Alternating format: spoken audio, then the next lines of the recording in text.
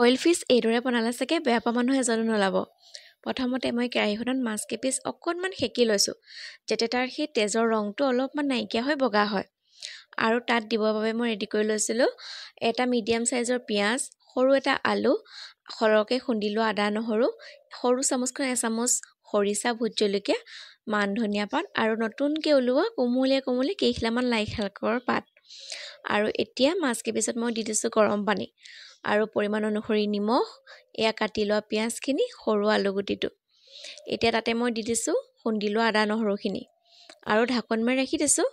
10 মিনিটমান উতল অহাৰ পিছত তাতে মই দি দিছোঁ খৰিচা মই পৰিমাণটো সৰু চামুচৰ এচামুচে দিছোঁ দেই, তাতে ভোট জলকীয়াও দি থোৱা আছিলে সেইবাবে। আৰু এতিয়া মই দি ভালদৰে লৰাই লৈছোঁ যাতে খৰিচাখিনি পানীৰ লগত মিহলি হৈ যায়।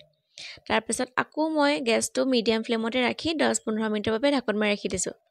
যেতিয়া ধুনীয়াকৈ উতল আহিছে তাতে মই পকা ডাঙৰ চাইজৰ এটা বিলাহী কাটি দি দিছোঁ। যিহেতু বইল ফিছত বিলাহীটো দিলেহে তাৰ ৰংটো ধুনীয়া হয়, আৰু বিলাহী দি দিয়াৰ লগে লগে তাত হালধি যে দিয়া নাই সেই অনুভৱটো নহয়, এটা বহুত ধুনীয়া ৰং আহি যায়। আৰু এতিয়া মই ঢাকোন মাৰি ৰাখি দিছোঁ।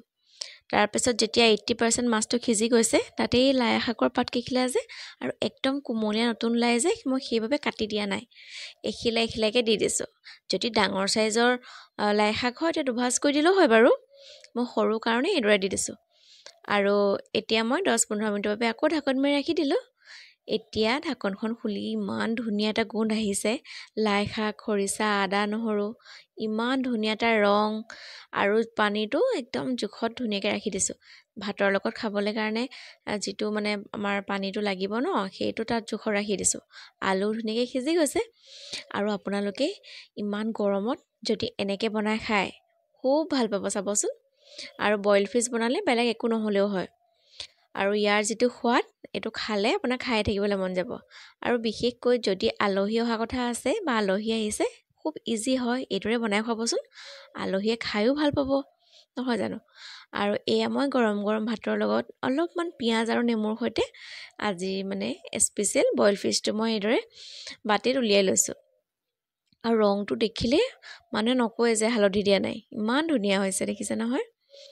আৰু খাবলৈ নাপাহৰিব, অতি সোনকালে বনাই খাওক, একেবাৰে যি হয়।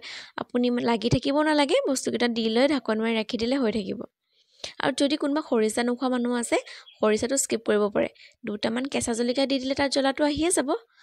আৰু মই এয়া বনাইছিলোঁ গাৰ্লিক চিকেন, এইটো মানে বইল ফিছ নোখোৱাসকলৰ বাবেহে বনাইছিলোঁ দেই। বইল ফিছত এইটো একদমেই দৰকাৰ নাই। কেনেকুৱা লাগিছে কমেণ্ট এটা কৰি যাব, আৰু এটা হ'লেও শ্বেয়াৰ কৰি দিব।